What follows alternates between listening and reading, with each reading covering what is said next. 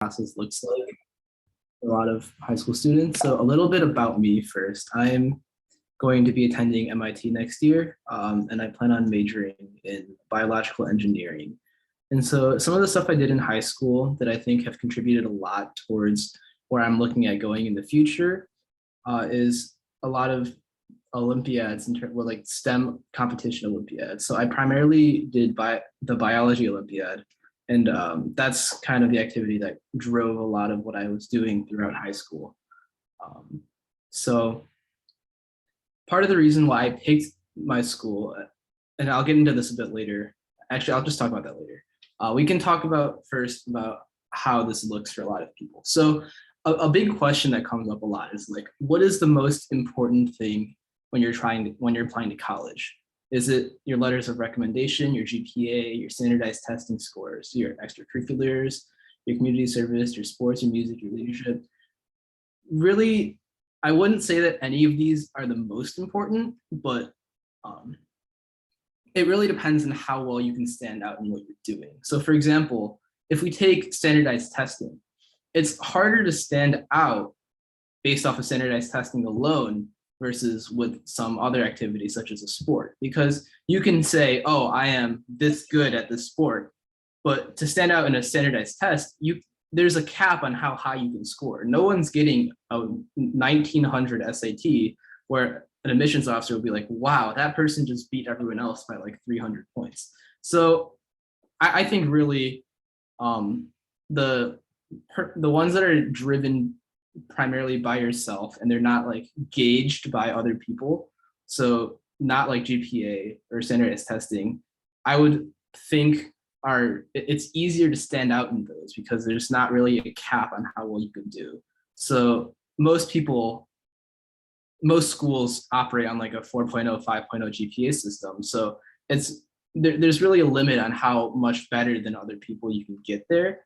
And it's not as noteworthy as perhaps saying like, oh, but I was this involved in this sport and this involved in this club, because that's easier to stand out with. And so in terms of like high school course selection, so this is something that comes up a lot. And I kind of just pulled this diagram from the course book from Stevenson High School, which is where I went. And I think the most important thing with course selection is finding what classes you want to end up taking. So for example, if someone's interested in electrical engineering and they say, I want to be able to take electrical engineering honors, then you have to look back and look at the pathway to get there. So if the eventual plan is to take this honors class, maybe junior year or senior year, then you're looking at 2 full years of prerequisites before that. And so when you're planning that out, it's sometimes helpful to start from the end goal. What class do I want to take at the end? Like by the end of high school, these are the classes I want to have completed. And then from there, looking back and saying, okay, well, to take EE honors, I need to take PLTW honors and engineering design. And these are both full year courses. So this can only happen like junior year or senior year. So before then, I'll have to have planned time to take both of these as well. So this is just one example, and this is more of a pathway example. So it's not as applicable for some other classes, but I think a general thing to take note is that you want to start by scanning the book for the course book or the catalog for which classes in here are the ones that I think are most interesting. And these are the classes I want to have completed by the time high school is over. And then from there, you can work backwards. So the question in the chat, how do I take college classes via high school AP if a course you want to take is not offered in high school? So personally, I didn't take any college classes. I know some of my friends that have, and pretty much what you would do there is the ones I know have taken classes at CLC. And so what they would do is they would go to CLC and enroll in a class there. And there's like 2 main like options for this. One of them, CLC has classes at night. So I know one of my friends a couple years back was taking differential equations at CLC. And so what he would do is he would join their class every night from like 7 to 8 or 7 to 9 or something like that. And that kind of was a class outside of the school day. Now, one of my friends this year was taking a class at CLC as well, but his was during the school day. And so uh, to organize how that would work, you'd have to talk to like your school counselor and your teachers and try to figure out a way to balance your course schedule between those two things. I know, I'm not sure how other high schools operate, but Stevenson also does have like a college campus set of courses where the school will physically bring you to CLC, or you'll take classes there and come back. But I know a lot of those classes are more career oriented versus like a certain subject. So I hope that answered that question. So something that comes up a lot with a lot of the like people interested in STEM is research. So I'll start off by saying I haven't done research in high school. It's something that I wanted to look into, but it never ended up happening. And so I know a lot of my friends that have done from like other states that have done a lot of research work throughout high school. And I think there's two main themes that come with this. Number one, make sure that you like, don't be afraid to reach out early. So, okay, I kind of combined both of them. Number one is like, don't be afraid to reach out. So a lot of what happens with research in high school is that you have to take the initiative as a high schooler to go out and connect with a bunch of professors at some college or some lab near you and say, hey, I saw that you were working on this. This is very interesting to me because of these reasons. I was hoping to talk with you about a potential internship spot in your lab. Please email me back and something like that. And it can be kind of intimidating to send out all of these emails, like, what if I'm bothering this professor or whatever? But what I've heard is that it's real, like from my friends, is that you shouldn't be scared of getting no as an answer. And so I guess anecdotally, I'll talk about the experiences of one of my friends who lives in Texas. And at the beginning of the COVID pandemic, she wanted to get some research experience. Now, all of the like actual labs were pretty much like where you could go into lab and work there weren't really available. But she recognized that in order to do research during the pandemic, during quarantine, it would have to be in a computational basis. And that would be virtual anyways. So instead of talking to like regional or like local schools, local professors, she went and emailed a bunch of professors from Harvard Medical School asking for an internship spot in a computational biology lab.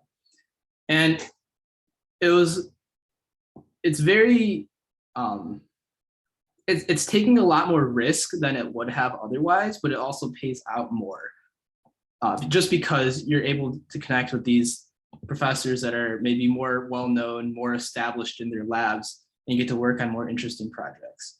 And so I think that's the first key point. Like, don't be afraid of getting no as an answer from a professor. Take the initiative to go out and cold email as many of these professors as you can, so you can like pull up the faculty page at a school and just look at what the research the professors are doing. And if anything interests you, just feel free to just go and email them. Second is like, you should try to start as early as you can. And so research is kind of, from my understanding, it's like a long process where in the beginning, it's going to be like training and how to do this without messing up. And eventually, as you do more work, you'll get greater experience and greater ability to do more like innovative or more investigative tasks. And so really, it's important to get going early to build some of those connections with professors in order to get into the better projects. There are some program or like a couple programs that are oriented towards high school research, notably RSI, or the Research Science Institute, Summer Institute. It's a very selective program that takes around 860 kids per year, I believe. And it essentially, I think it's like an all expenses paid program where the kids that are selected travel to MIT and live there during the summer while they work on a research project for a couple weeks. And So that's something to keep in mind. But RSI is catered towards a population of students who have already had experience doing this research and want them to pursue more independent projects. So RSI is a very helpful program for those students who have already gotten into research, but it's really difficult to get in if you've never done work like that before. And so that's part of the reason why that's important. Yeah, I'll get to biology competitions in a bit. So instead of like, if you haven't had the chance to do research before, there are programs that are more catered towards giving students the first opportunity at working in research. So primarily, that's like the summer science program, or SSP, which is kind of more towards I've looked into STEM. STEM interests me. I've studied this, participated in that, but I want to work on a more research-based project. And so SSP is more for those types of students.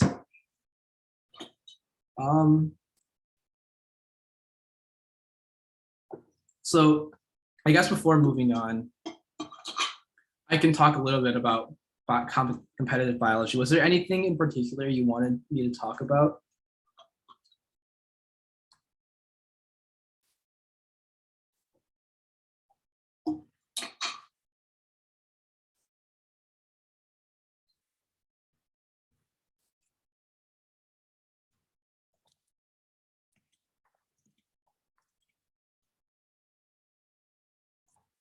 Or I guess I'll just talk about the USABO, or the USA Biology Olympiad, from like a broader standpoint. So the USA Biology Olympiad is a national competition that runs every year for high schoolers. And it's organized in three main rounds. So the first round is the open exam. It's open for everyone to take. It's a 50-minute, 45-minute. Sorry, I don't remember it. It's either a 45 or 50-minute test with 50 questions that are all multiple choice. And after the open exam, they take the top 10% of scores, and those top 10% move on to the semifinals. So the semifinals is a 3-part test. The first part is multiple choice, singular multiple choice. The second part is multiple select multiple choice. So each question will have multiple correct answer choices. And then the third part is short answer and free response. And so that's a 120-minute, 2-hour, it's a 2-hour test. And then from there, the top 20 students are selected for the national finals. So the finals is it's like a 10-day or so training program where the top 20 students go to some college campus. I don't think it's decided yet for next year where it will be. And there's like a full day training every single day. And so I did a lot of biology competitions throughout high school. And so that's kind of my primary activity, I guess you would say. Were there any, did you have any specific questions about that?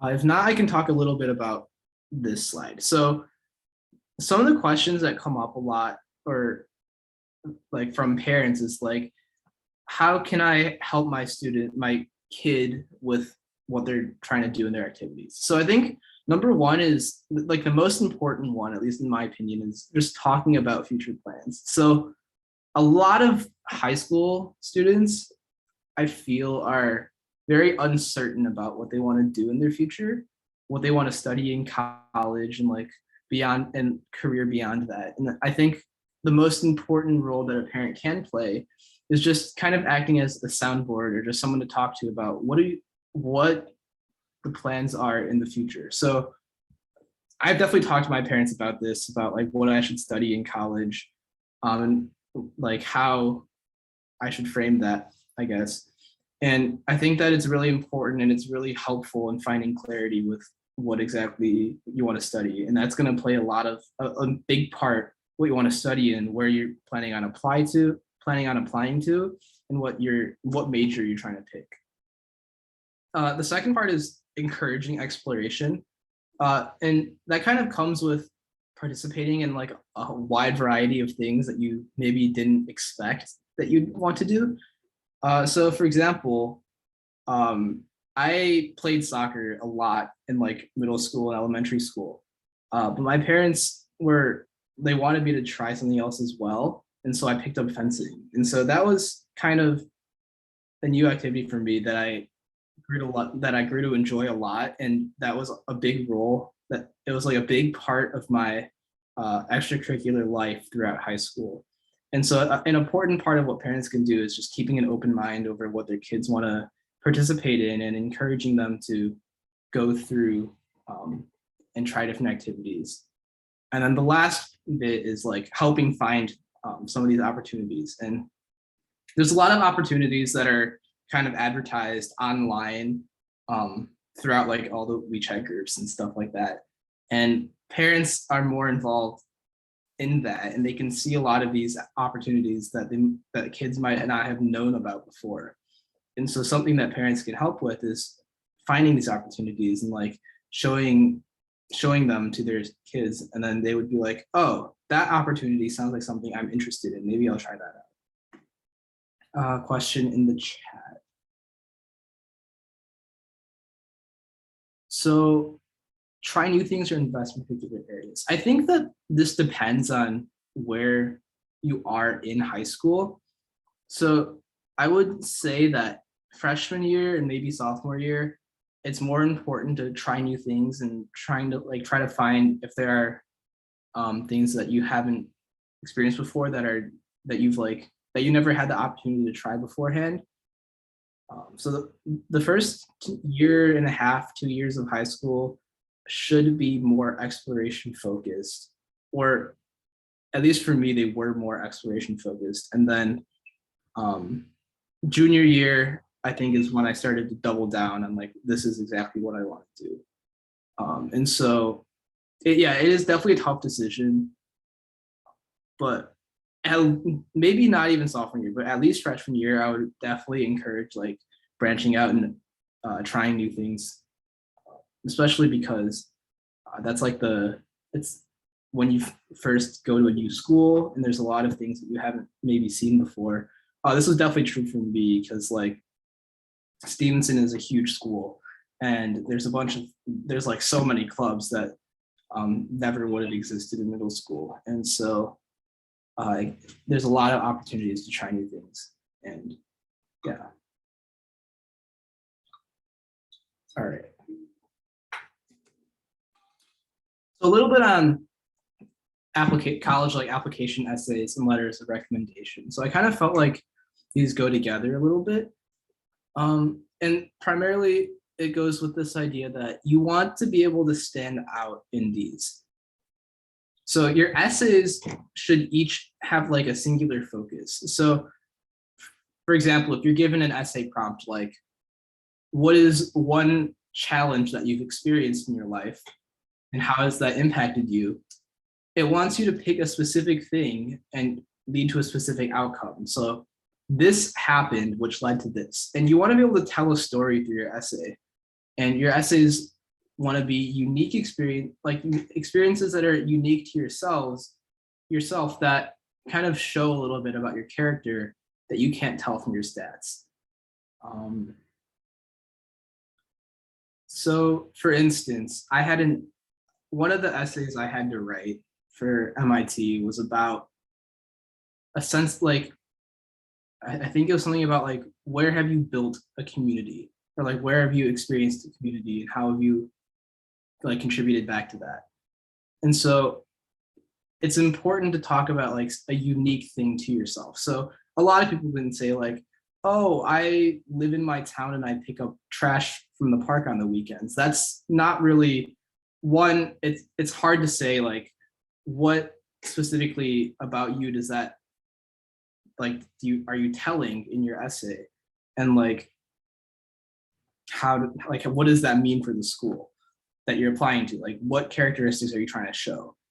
And it's important to keep that in mind when you're planning the essays. I will definitely say, like, planning these ahead of time and like structuring out what you want to talk about are really important for all of the essays. And I definitely recommend planning ahead for all of those. Letters of rec are kind of similar, except you're not the one writing them, so it's a little harder to control. But when you're thinking of what teachers to ask for your letters of recommendation, try to focus on like, what teachers have I interacted with the most that have things to say about me that, or like interactions with me that are unique. So just going to a teacher that you, or like you do well in their class, but you don't really talk, you don't really participate, it's really difficult for that teacher to distinguish you from the rest of their students that are doing well. Because you don't want your letter of rec to say, oh, this is a good student, but I don't really know anything about them. That doesn't really tell the admissions officer anything.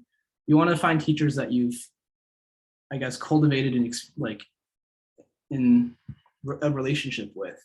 And those teachers that have like specific stories to say about you. If like the teacher remembers you and says, oh yes, there was this one time that this student did this in my class, and that was really great because it showed this. Well, that's a much stronger letter of rec, because now your teacher is giving specific examples of what's good about you that the admissions office can then draw upon when they're reviewing your application.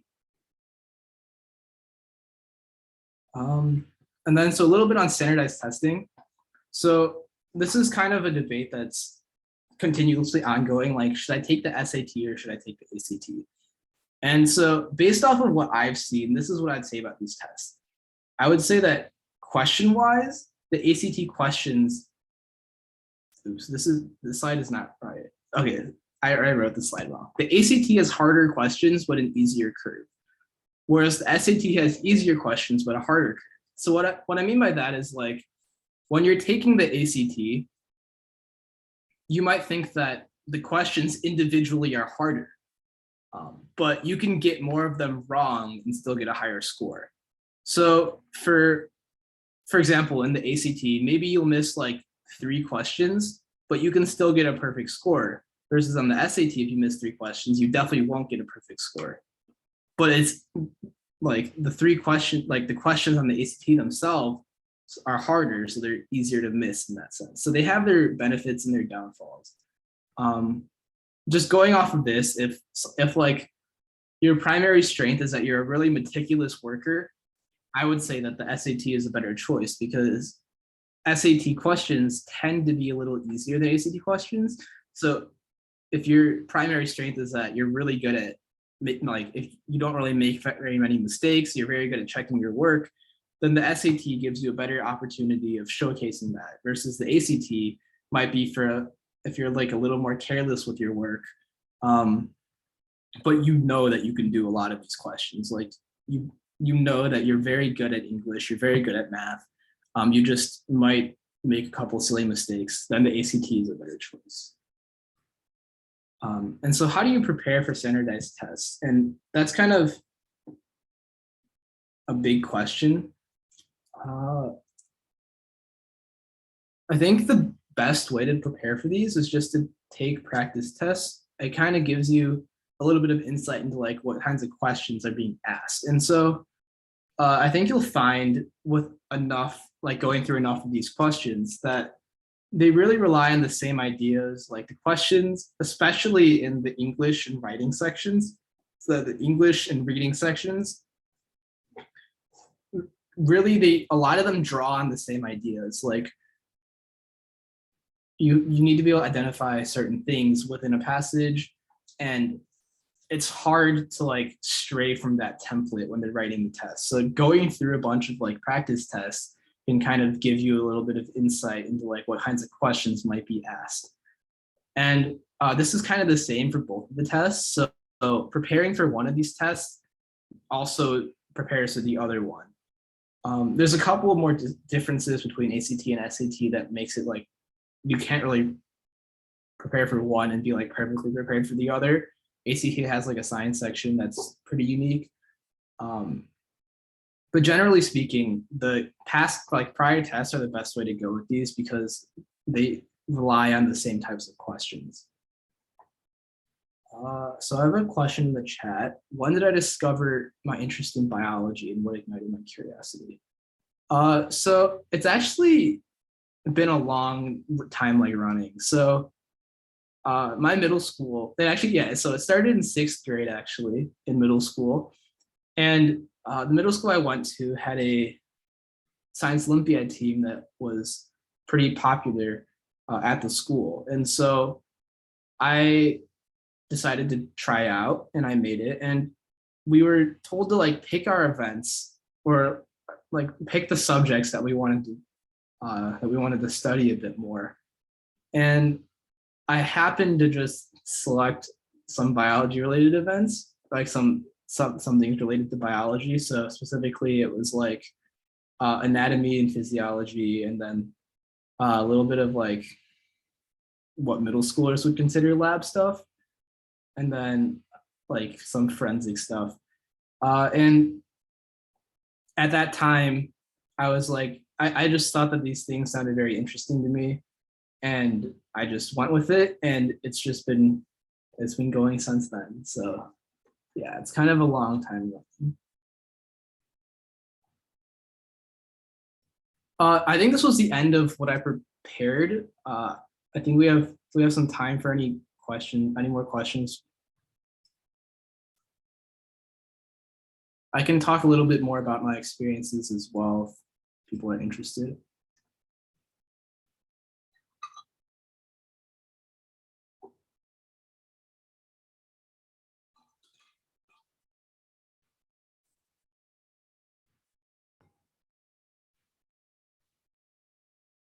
Okay, so I've been told to talk a little bit more about how I prepare for bio. Yeah, so Biology Olympiad is before the finals, primarily a test-based competition.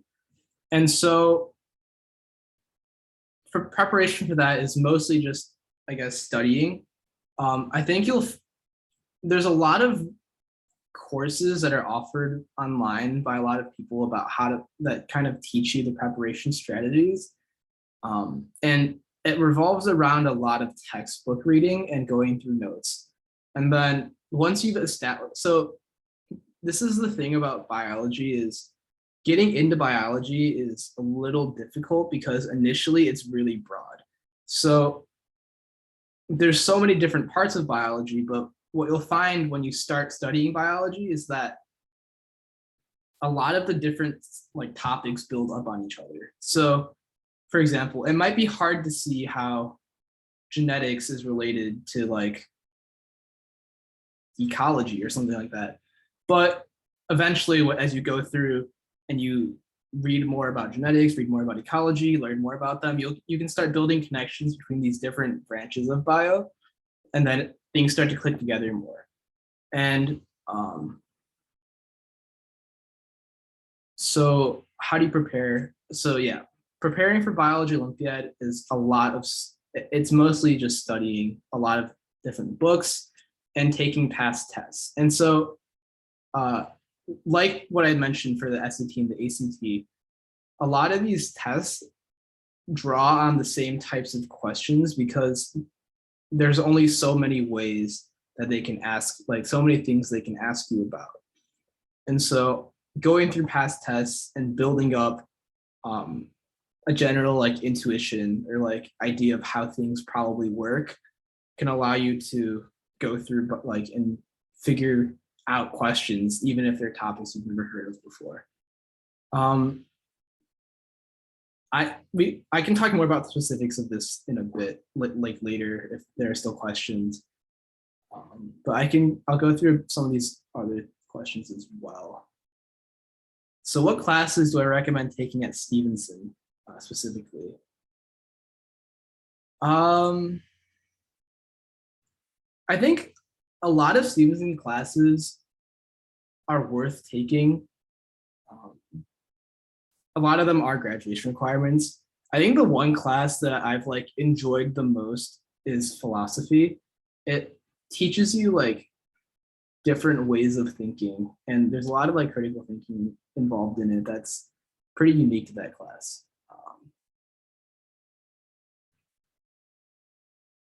When is a good time to take the SAT? Uh, Sophomore year is a good time. Junior year is also a good time. So yeah, I would say like sophomore year or like sophomore or junior year is probably the best time to take it.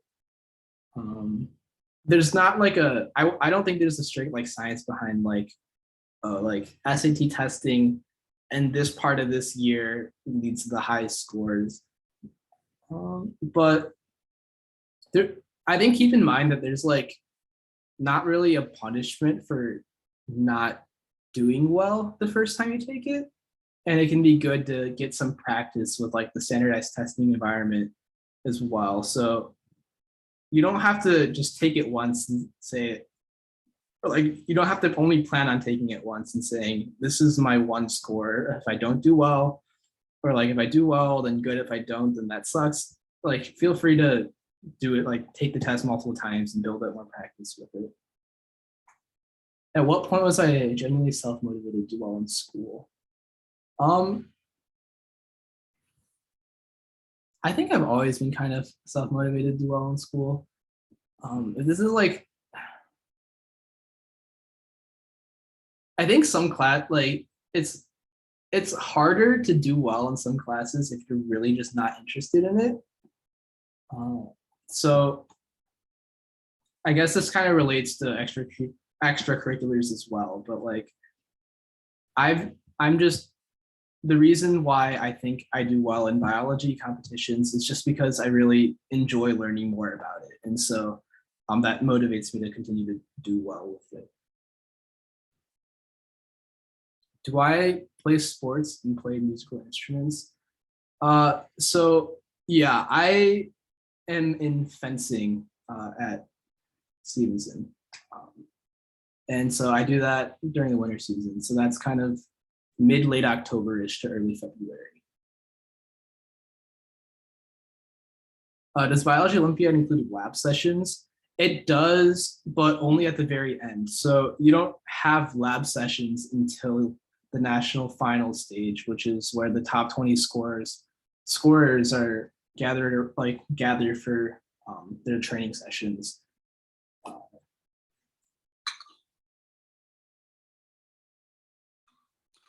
AP courses. So there's another question. How many AP courses to take? Is it helpful to take as many as possible? I don't think so. I think it's important. You should take the AP classes that you find interesting in like topics that are at least somewhat interesting to you. So for example, there's Stevenson offers AP art history. And that's a course that I'm not very interested in. So I think that if I try to take AP art history, I would have a much harder time getting through it than someone that really loves art history. And I think it's a lot more important to take classes that you're interested in than to take classes that are just because they are AP. Now, if you're talking about like within the same like class, if you have a class as a requirement, there's like levels in it. So I guess like US history, as an example, everyone has to take US history, but you can take the AP version or not. That mostly depends on how interested in history you are, and then how the rest of your schedule looks. So if you think that your like what you've planned out for your classes and like outside of school is going to be really busy, and history is just something that you can like you stand but you don't really like, then it might not be necessary to take AP US history because that doesn't really matter to you, and it's just adding a bunch of extra work that might be better prioritized in something else. What attracted me most to MIT instead of other Ivies or Stanford? So this kind of goes back to the research slide I had earlier. So something that I wanted to try do in high school that I never got the opportunity to do is research. And MIT, more so than other schools, is a primarily research-based school, especially for undergraduates. I think they had a statistic where I think they said 97% of undergrads have participated in like an undergraduate research program. And I think it really shows how it cultivates a priority on doing independent work or like doing innovative work in fields versus just learning about how to do things. And so that was what drew me most to MIT. How important is networking? I would say that networking in high school isn't as important as it is later on. Good relationship with faculty and peers.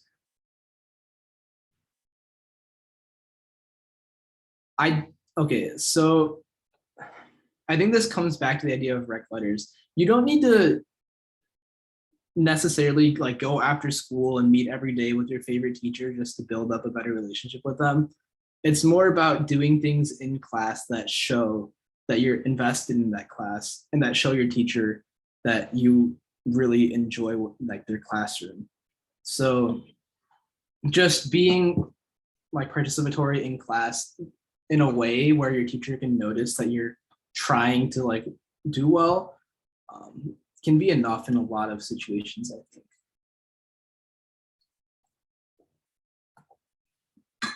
Any service activities or a job?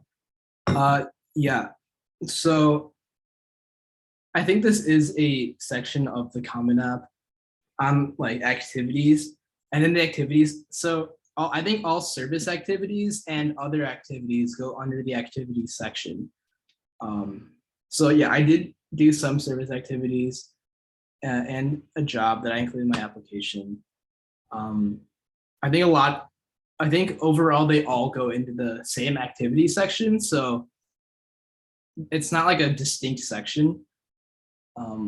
I don't know how important it is. So if like you are very invested in like 10 different clubs and your 10 clubs are your 10 activities on your Common App, then it might not be the end of the deal if like, oh, they didn't have a service activity or like a paid job activity on the Common App versus if you only have like 5 clubs and you've only filled out 5 slots in the activity section and there's nothing else after that, that might make a bigger difference. So I don't know exactly if there's a like metric of how important a service activity or a job in that activities section.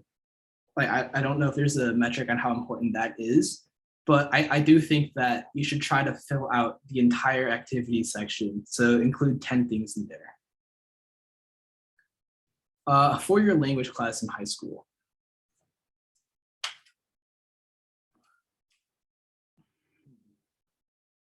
So I took 3 years of a foreign language. I didn't take a foreign language class senior year.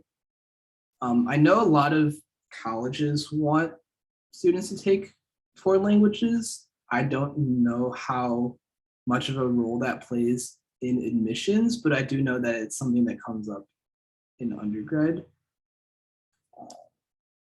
I will say that it's helped, like it's a good experience trying to learn a different language because by learning a language, you can learn more about the cultures that the language comes from. And it's just this idea that you want to like know more about school, like the world around you. Yeah, so I took Spanish as my foreign language. What did I write about for my college essay? I wrote about a lot of things. I think one one of the essays I wrote was about Science Olympiad, which is something that I've participated in since 6th grade. And what I talked about is transitioning from someone who primarily was a competitor to someone who did a lot more work on the other end. So there were a lot of I did a lot of test writing and event supervising this year as a volunteer in like some of the virtual tournaments. And so I kind of wrote about connecting with people all across the country and having like that as a community that I feel like a part of, and how I've contributed to that community by going from someone who like was who was a competitor and moving into a more volunteer and event supervising role.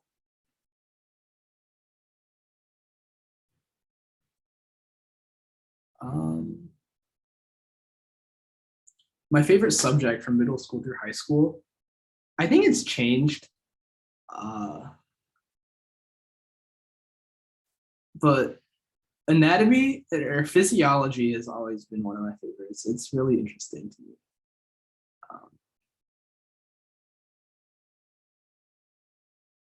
I've been getting a lot more into chemistry recently as well, though. So, yeah. Do you have any more questions?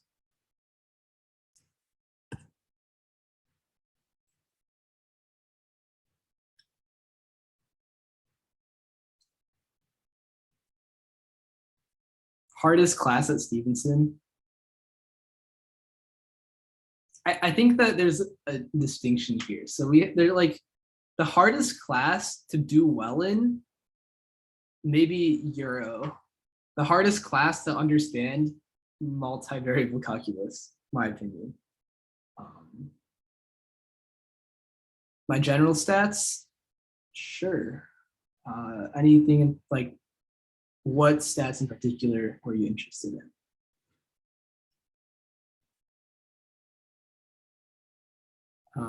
My GPA was, I don't know, like I think 4.76. I don't remember exactly. I had a 1580 SAT and a 35 ACT. Do I play video games?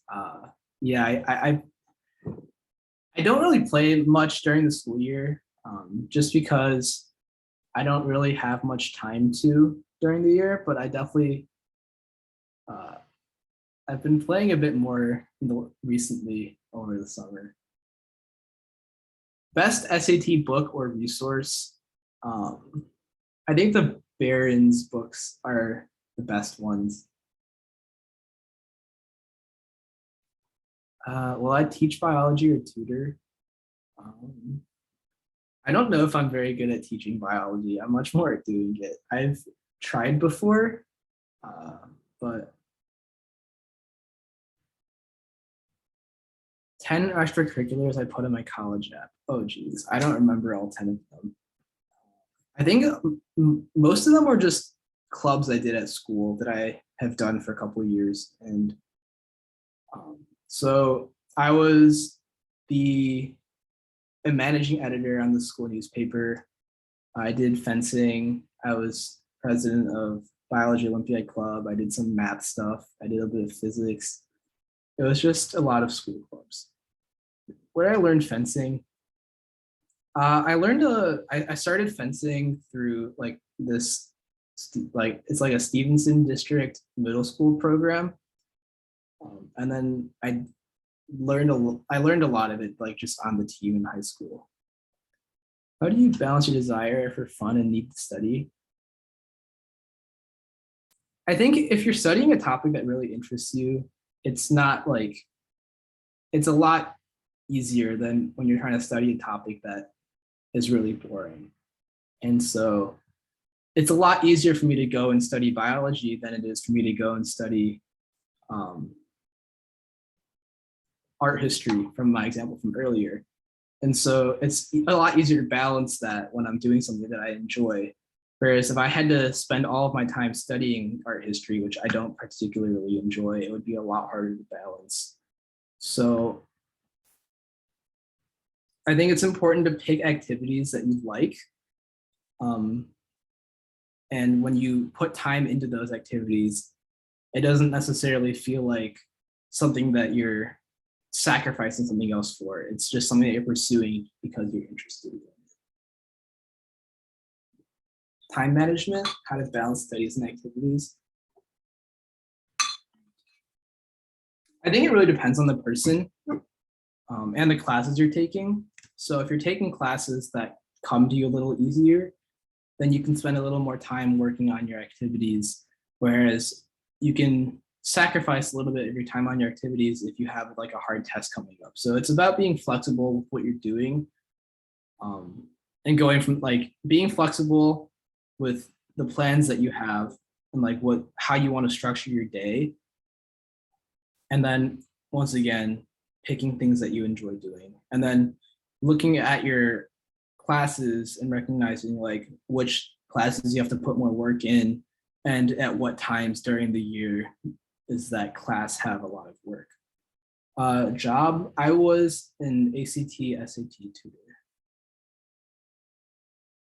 College consultants, I think that they're helpful. I personally did not have a college consultant. um, I'm I know people that have. uh, I mean, I would assume that they are helpful. That's why they are there. Uh,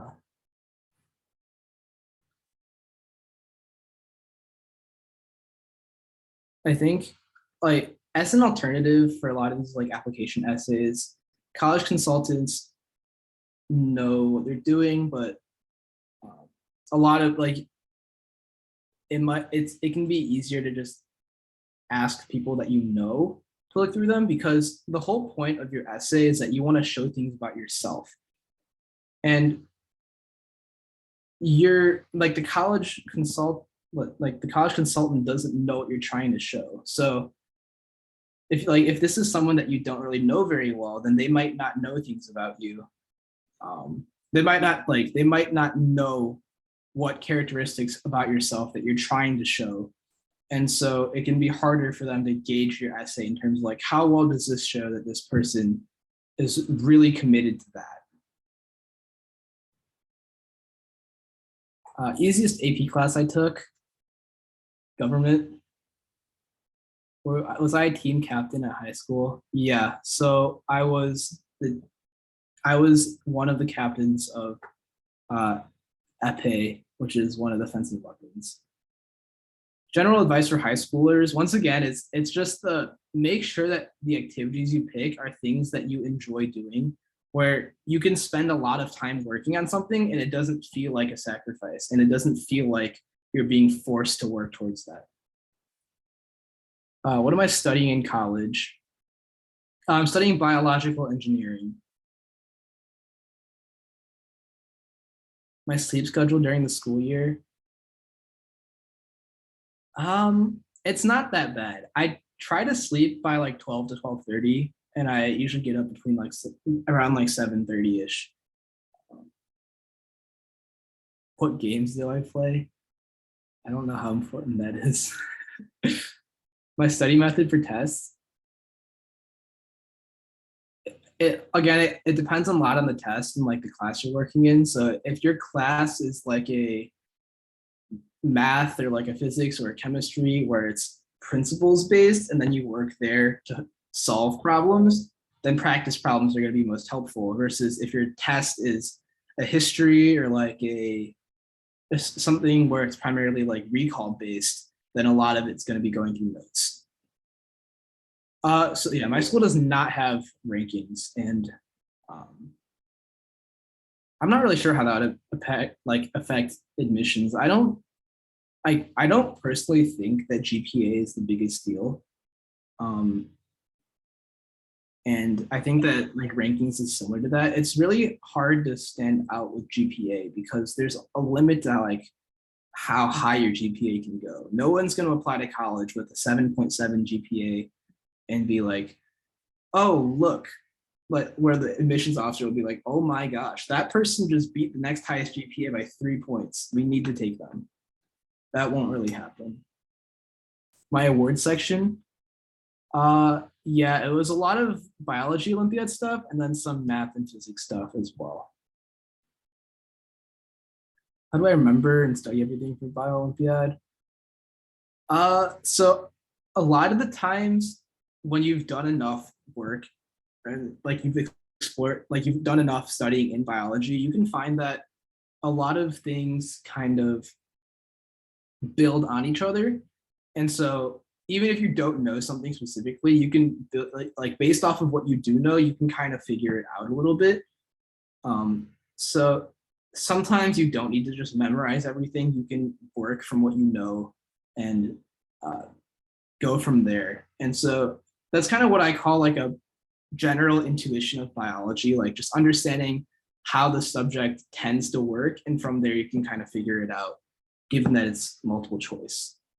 Was I in a relationship during high school? Only senior year, so it didn't really impact much of what went into college apps.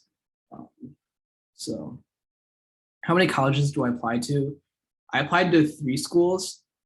I applied to MIT and U of I early, and then after I got in, I just only applied to Harvard regular decision.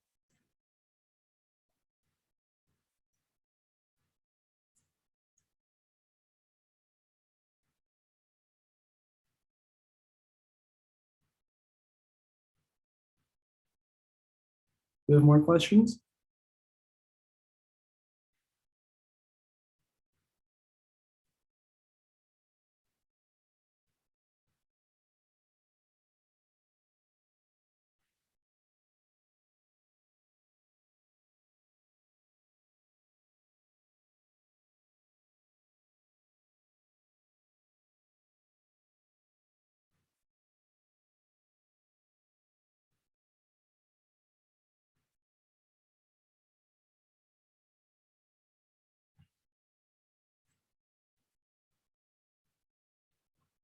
The highest level I got in USAPO.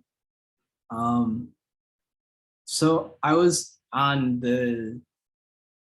like top 4, and so I was on the international team and competed at the International Biology Olympiad.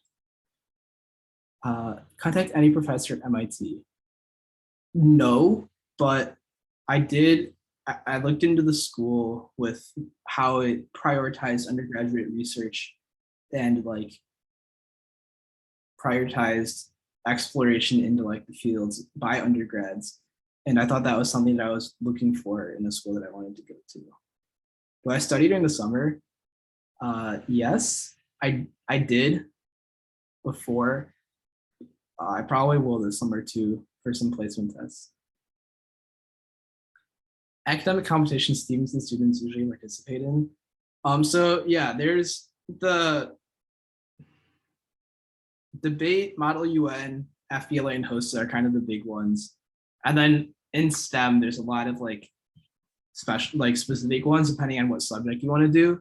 So there's like math stuff, physics, chemistry, bio, earth science, astronomy, computer science. I mean, there's like linguistics Olympiads, there's philosophy Olympiads. There's a whole bunch of things you can do. It just depends on what subject that you want to look more into. What do I do in my free time? Well, a lot of the times during the school year, I don't actually have too much free time. I think a lot of it I spend just like talking, texting, and calling people. I do a lot of my work at school. Do you have any classes, any class after school in your situation? I don't really understand this question. Any classes after school other than science? I mean, I did Chinese school stuff, I guess. Those are kind of classes, but not really, no. Advice for rising 6th grader at Daniel Wright. Oh, geez, it's been a while since I was at Daniel Wright. I don't really, I think the school's changed a little bit. I know everything's orange now, which is kind of weird. Um, I mean, if you're interested in science, definitely try out Science Olympiad. If you're not, then um, I would not do that. Uh, ARI has quite a few academic competition clubs, if I remember. Scholastic Bowl is pretty big. Science Bowl, I think, is pretty big as well. There's MathCon stuff. I'm not too sure on the rest of it, though. My typical summer activities, well, I mean, my summers have kind of been destroyed by COVID, so I haven't really done too much. But I did a couple of years. I did like summer school at Stevenson once. I took health. That was not a good decision. It was very boring. Um, And this year I'm just getting ready for some placement tests. I do some, I mean, Biology Olympiad has like summer programs that I've, like the finals is a summer program that I've been doing. Any studying tips? I know, okay, so studying tips, I think it depends on like what you're aiming for. I guess for like Biology Olympiad, that's like a year-round thing. There's no like, I know some people follow strict like study schedules. I don't personally do that. I don't think it's very helpful to say that I will spend an hour every day when not every day is the same. And so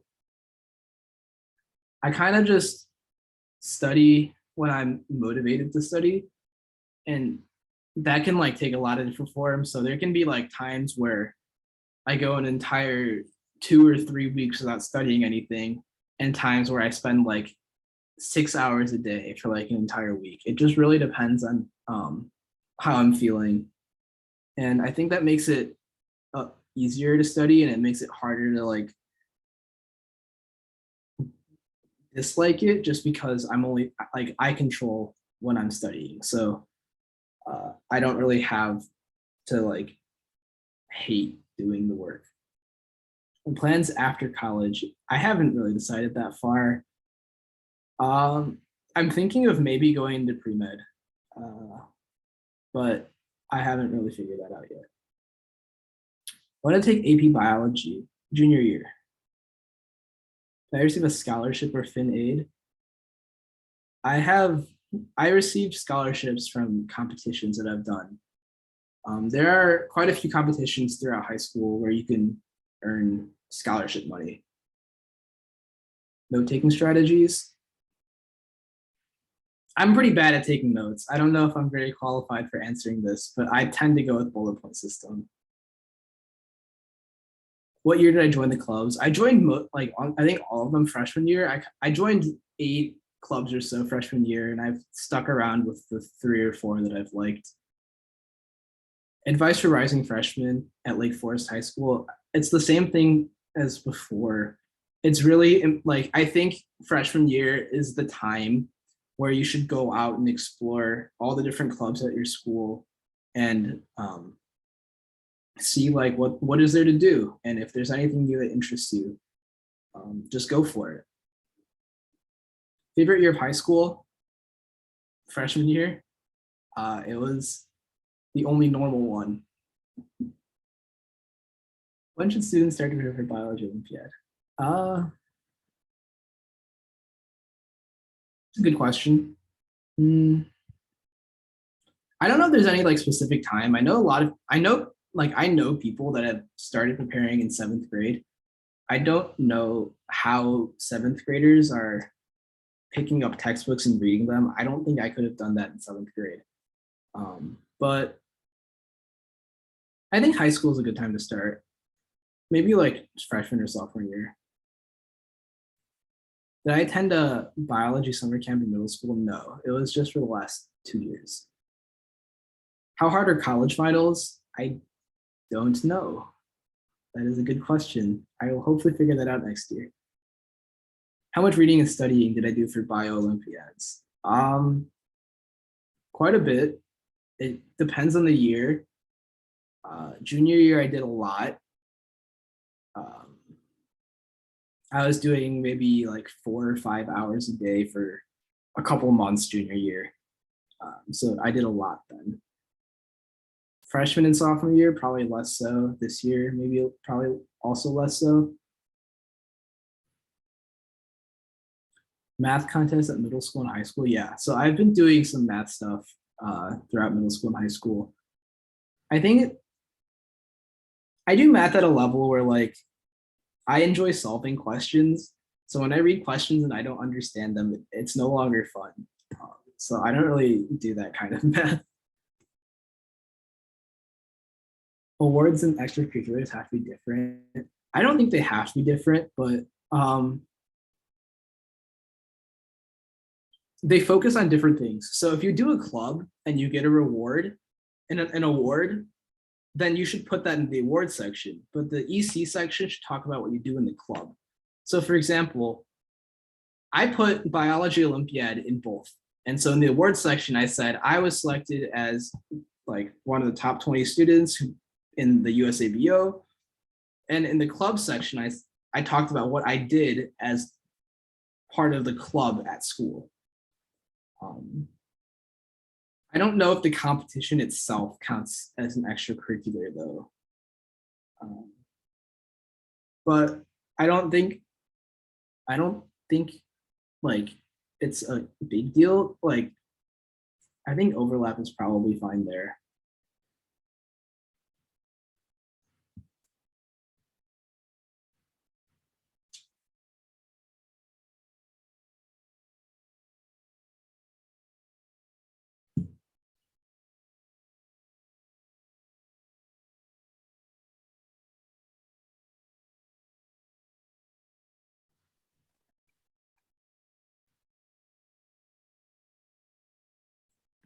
Sports or music, I'm in EC in the app.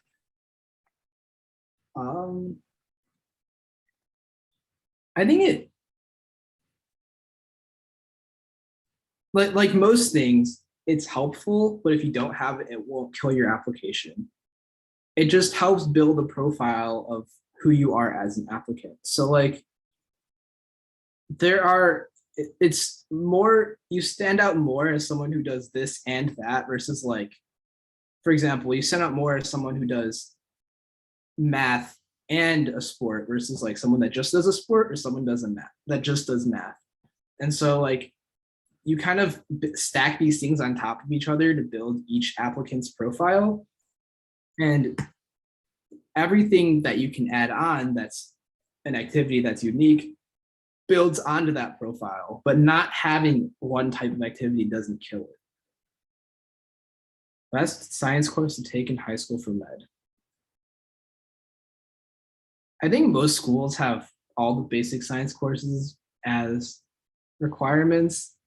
I think it's primarily bio and chem. Stevenson offers an anatomy class. I don't know how that works in other schools, but I'm sure that that's helpful. Do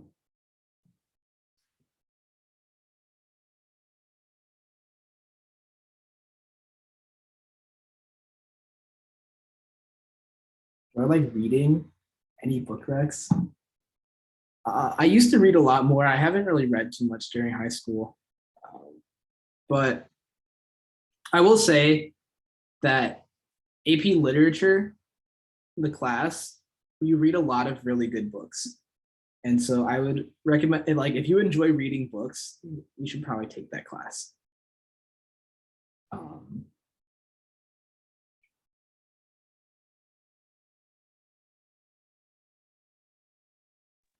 I can recommend textbooks, but I don't really think those are very recreational.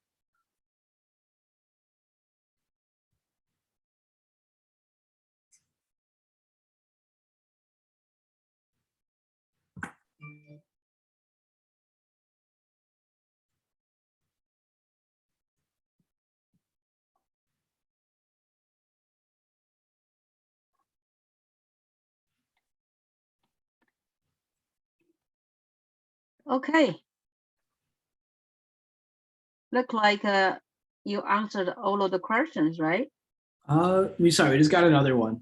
It's okay to skip Calc BC if you pass the AP test. It really depends on your school. I mean, the class itself is designed just to teach the AP class. So if you can pass the AP test, then I don't know how useful the class will be.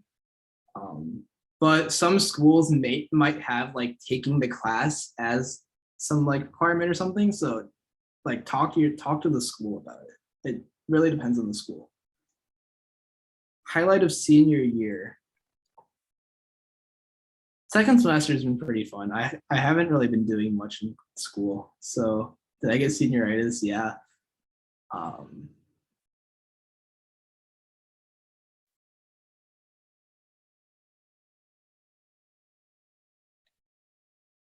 I didn't learn bio in junior year. I did bio throughout all of high school. I just spent a lot of time junior year solidifying things. So once again, biology is different than some other things because there's a lot of like different fields in bio that seem very unrelated when you first start learning them. And then as you develop your like background foundations and all these different things, you start to piece things together and build up an entire picture. And so freshman and sophomore year, I was like learning the fundamental stuff.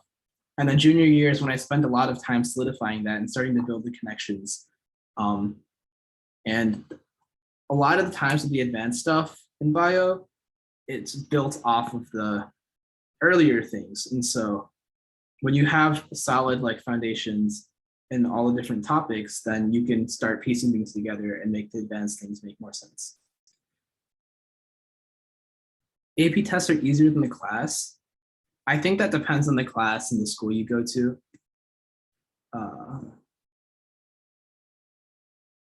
Yeah, I don't think that there's like a general trend for that. A lot of the AP tests I've taken have been easier than the class. So at Stevenson, that might be true, but it also depends on what school you go to.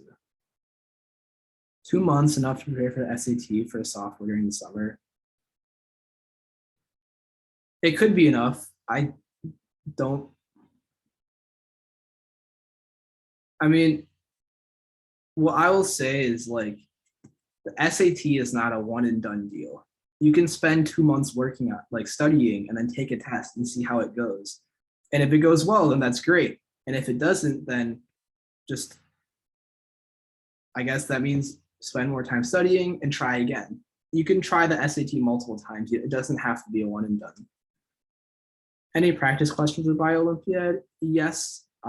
You should be able to find past tests after you register in the fall. The like past tests from like 2003 up to 2019 should be released online.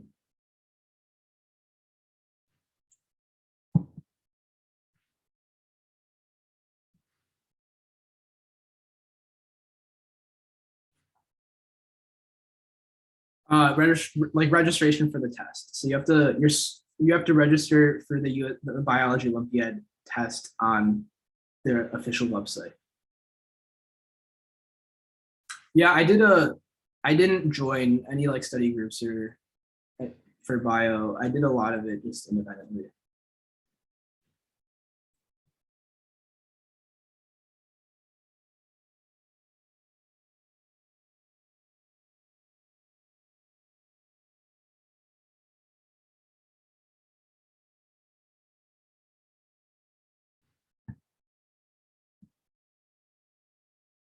Community service hours.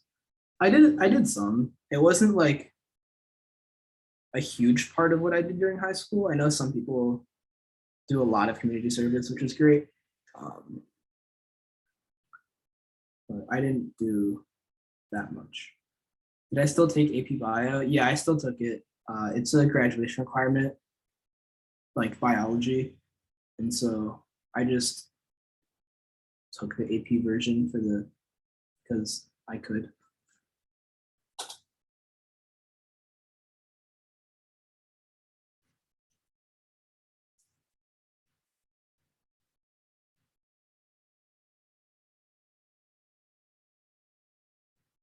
I think in general, something to keep in mind with high school courses is that just because you can skip it doesn't mean the school will let you. And so a lot of the times you need to maintain good communication with the school administration and like counselors to see what classes can be skipped and which ones are required. Any books to recommend for Biology Olympiad? Yeah, I have a really long list somewhere. I think as a starting book, there's a book called like Campbell's Biology. So I can grab it really quickly, or yeah, I'll just grab it quickly.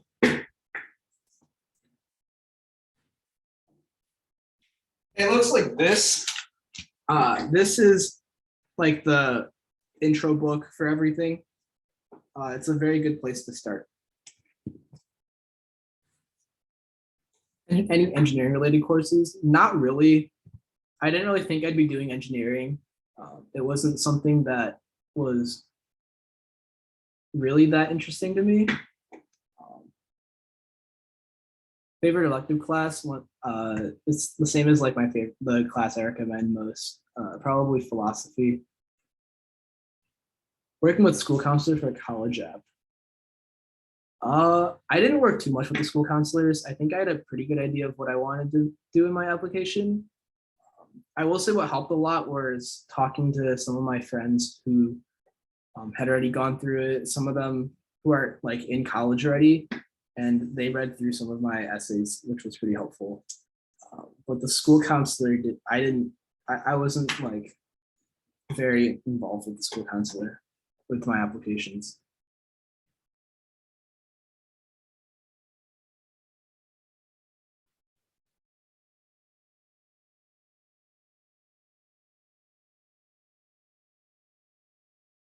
What APs did I take? I took quite a few.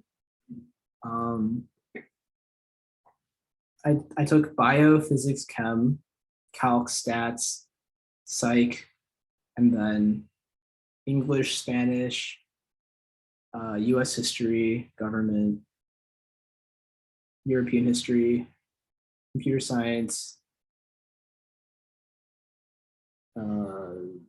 psych.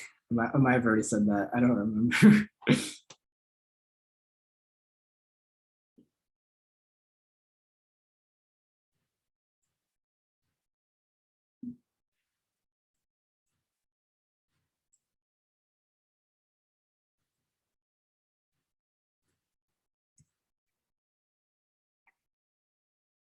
Okay, thank you so much, Grayson.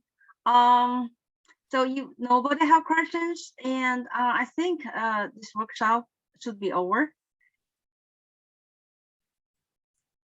Are there any more questions or? Okay. All right. Thank you so much.